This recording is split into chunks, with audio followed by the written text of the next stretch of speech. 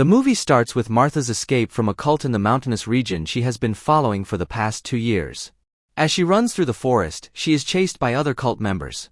However, she manages to hide and escape again. After ensuring her safety, Martha walks to the nearest town and enjoys a meal at a restaurant. However, suddenly Watts, another member of the cult, appears and tries to persuade Martha to return to the sect. But Martha refuses.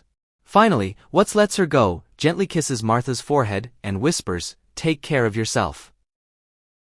Even though Martha is still haunted by her trauma, she contacts her estranged sister, Lucy, who promptly comes to pick her up. Lucy takes Martha to their family's vacation home by the lake. The place is Lucy's residence with her wealthy architect husband, Ted. Upon arriving home, Martha, who is extremely exhausted, immediately takes a shower and lies down on the bed, still wrapped in a towel. The next day, when Ted comes to the house, Lucy explains that Martha had been staying with her boyfriend in the Catskill Mountains, which worries Ted. However, Lucy reassures him that her sister is now safe and sound by their side. As they have breakfast together, Ted warmly welcomes Martha, as this is their first meeting. The atmosphere becomes friendly, and Lucy notices that Martha seems unsatisfied with the food served. She immediately offers to prepare another dish that better suits Martha's taste. Ted happily accepts the offer. While sunbathing by the lake, Martha, who used to be a member of the cult, unintentionally brings up the topic of the distance between their location and the Catskill Mountains.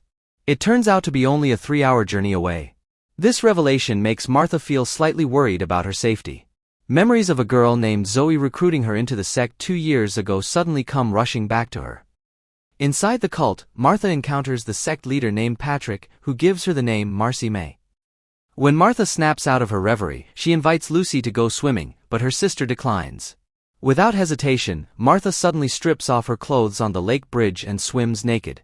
This peculiar behavior disturbs Lucy, who immediately scolds Martha and wraps her in a towel.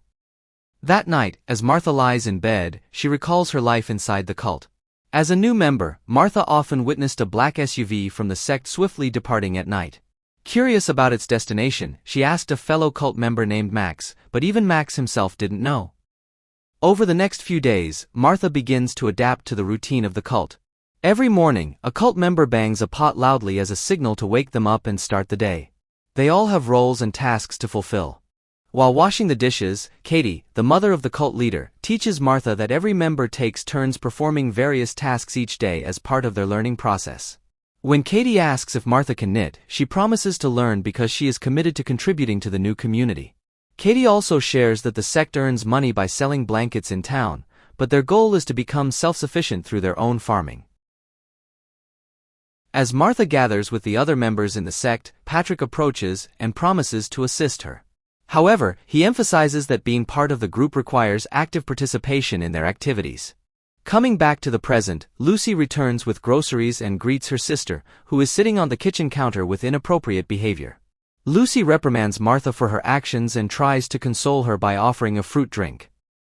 Later on, Martha, Lucy, and Ted enjoy a boat ride together. As they engage in conversation, Martha asks if married couples don't have intimate relations. Her question worries her sister, who refutes the claim. Lucy explains that the assertion is untrue and that intimate relations are a normal part of married life. Afterward, Martha and the couple sit at the table for dinner. They enjoy their meal, and for the first time, Martha bursts into laughter due to a playful comment from her brother-in-law about Lucy's bland cooking. The next day, Lucy feels hesitant about her doctor's appointment as she is reluctant to leave Martha alone. To reassure his wife, Ted promises to take good care of Martha while Lucy is away. Lucy hopes that Martha will be fine during her absence. Meanwhile, Martha remembered the disturbing memories when the cult leader forced her to serve him. After that traumatic experience, Katie offered a twisted consolation, describing what happened to Martha as a good experience and stating that other girls in the cult have also experienced something similar. As Martha lay on the bed, Zoe approached her with a smile. Zoe said that Martha was lucky and that she would do anything to experience what Martha felt. Suddenly, Martha felt confused as her memories seemed blurry. Martha asked, "What is happening?" Zoe tried to reassure her that it was a good sign if Martha didn't remember and that Martha was being cleansed from her past. Outside, the cult members gathered to watch Max's guitar performance. Patrick took the guitar and started singing a song called Marcy's Song. The lyrics reflected Martha's transformation. "She's just a picture that came alive on my wall." Martha felt the meaning of the lyrics resonating within her. She realized that she had left her past behind and now became part of something new, something better. While Martha was cleaning the kitchen floor, Ted approached her with a warm smile. He offered to teach Martha how to operate a boat. Martha accepted and said, "Sure, why not?" As they glided the boat on the water, Ted opened up about their desire to have a child. Martha laughed and said, "Lucy and a baby? I can't imagine it." Ted added, "She was so worried when you disappeared." Martha fell silent, taken aback. Suddenly, Martha jumped from the boat and plunged into the refreshing water. The sensation of the water brought her back to the past, when she and her cult friends would leap from cliffs and swim together. Another memory rushed into Martha's mind, as she lay beside the sleeping Patrick, finding comfort in his embrace. As Martha was awakened by strange noises, she felt scared and hurried to Lucy's room. Martha lay down on their bed while they were being affectionate. Lucy was startled, and Martha innocently explained that she had trouble sleeping alone and pointed out the size of their bed, implying that there was enough space for her too. Lucy explained that it was inappropriate to interrupt their intimate moment. Martha apologized, and Lucy reluctantly allowed her to sleep in their bed. Ted, frustrated, left the room. The scene shifts back to the time when Martha was still in the cult. That night, under Katie's watchful eye, Martha crushed a tablet and discreetly added it to Sarah's drink. Katie then led Sarah to the room where Patrick would mistreat her. In the next scene, as Martha and the couple were having dinner, Ted offered Martha some advice on the importance of planning a career and building financial stability. However, Martha expressed her viewpoint that happiness and fulfillment in life don't always revolve around money and material possessions. Ted's emotions flared up as he accused Martha of being a hypocrite with no clear values in life. Feeling attacked, Martha got up and left the dining room with frustration. Martha tried to contact Zoe's friend, but she was surprised when she heard a foreign voice introducing herself as Marlene Lewis and calling her Marcy. Martha immediately decided to end the call. Her phone rang again, but she chose to ignore it. At the same time, Martha recalled when she was getting deeper into the cult. Patrick taught her how to use firearms and assigned her to euthanize a severely sick cat. Martha's doubts were evident, but the cult leader pushed her, emphasizing her role as a teacher and leader. That night, Martha, Watts, and Zoe carried out a burglary at a luxurious house, uncovering the true main source of income for the cult: theft. This confession contradicted Katie's earlier claims about selling blankets and farming. Back in reality, Martha was haunted by paranoia. The sound of a car arriving and someone getting out of it made her peek through the window. A black SUV was parked outside, triggering her suspicion that it belonged to her former cult. The next morning, driven by her anxiety, Martha shattered the window of the black car with a stone. Her paranoia escalated as she heard the phone ringing, convinced that it was one of the cult members trying to contact her. At Lucy and Ted's house party, Martha felt uncomfortable among the guests. She asked the bartender for a drink, but her paranoia reached its peak, causing her to drop the glass and attack the bartender, accusing him of being a cult member. Overwhelmed by fear, Martha pleaded with Lucy and Ted to leave. Concerned about Martha's mental well-being, the couple took her to a room and gave her a sedative.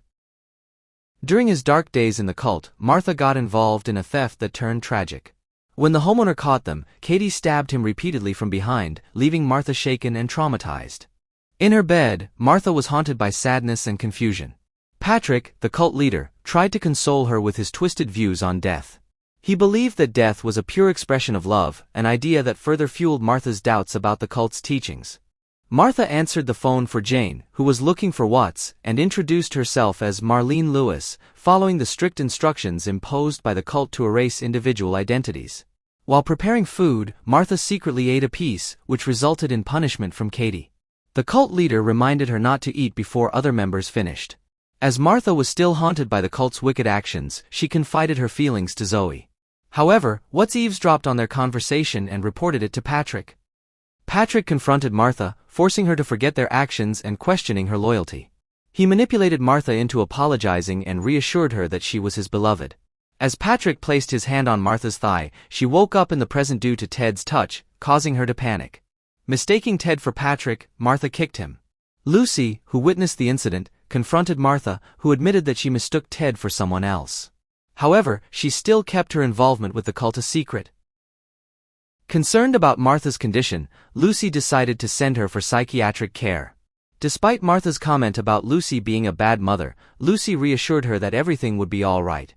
The next day, before Martha went swimming, Lucy informed her about the treatment plan and instructed her to get ready to leave for the city. While swimming, Martha spotted a mysterious man watching her, causing her to panic and quickly return to the lake villa. On their way to the hospital, Ted stopped the car when they spotted the man on the road. The man then got into another car and started following them, intensifying Martha's panic and anxiety about the cult followers still pursuing her. And there, the movie ends.